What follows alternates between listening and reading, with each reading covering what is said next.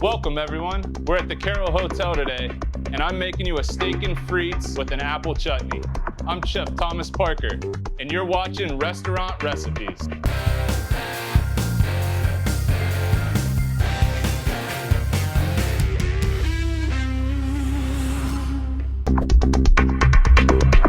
How we doing, guys? I got some Arctic apples here.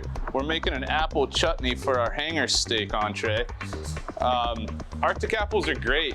They come in snack size packs here at the hotel. You know, if I need a grab and go, it's something simple, comes in prepared already for you, no labor into it at all.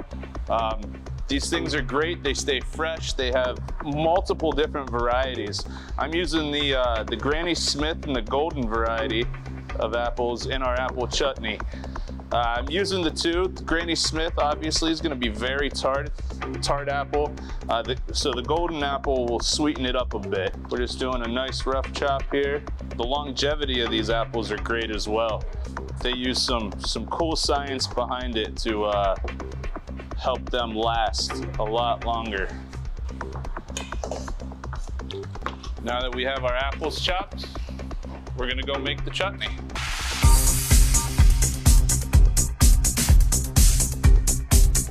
All right, we're making our chutney here. First thing we're gonna do is heat our butter. Once our butter is heated, we're gonna add our apples.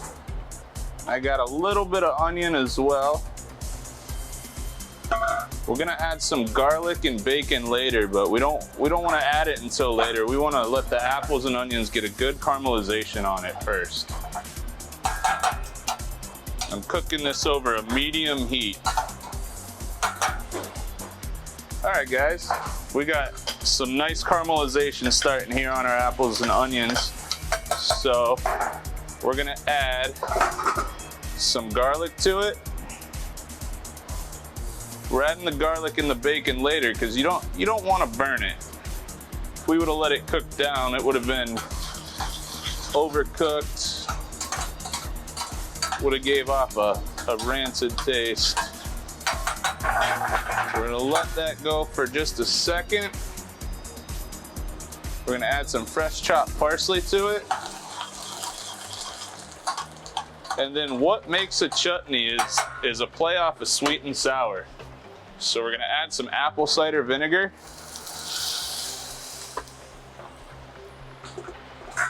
And some sugar.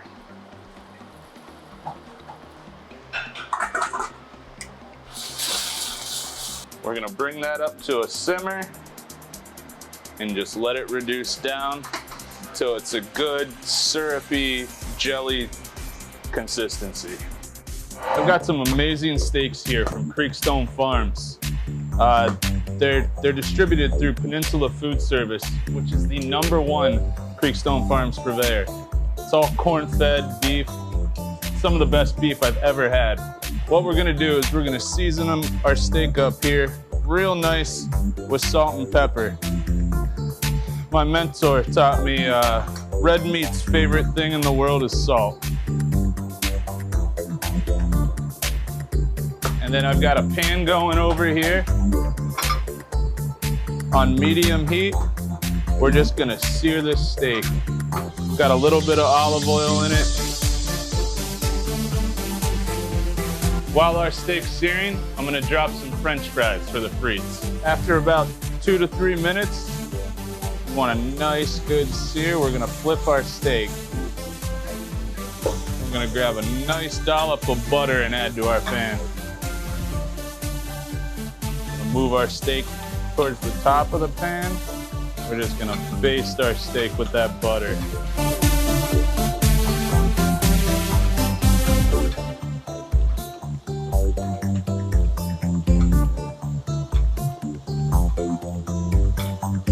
See that butter is gonna turn brown. That's a good thing. You don't want it to turn black, but brown is a good thing. For our fries for our steak and frites, we do a version of our house fries. So we add some fresh rosemary, some roasted garlic oil, and a pinch of salt, and then we'll finish it when we go to plate. Our steak's nice and cooked now. We're gonna remove it from the heat, let it rest for a few minutes, and go and plate. All right, we're gonna plate our steak and frites now. Like any steak, you wanna cut against the grain.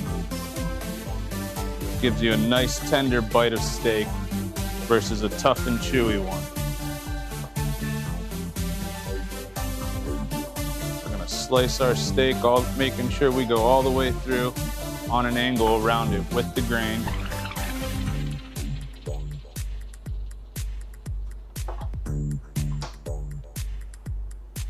And it wouldn't be a steak and frites without some French fries. Like I said, we have our rosemary, salt, and roasted garlic oil seasoned fries. We're gonna top them with a Calabrian infused ketchup and a bacon aioli. The last thing we're gonna do is shave some Pecorino Romano cheese right onto it. Then to finish our steak off, we've got a little bit of that apple chutney that we made earlier. I'm gonna put it right on top of the steak there, making sure to get some of those nice juices all the way around. And that's our steak and frites.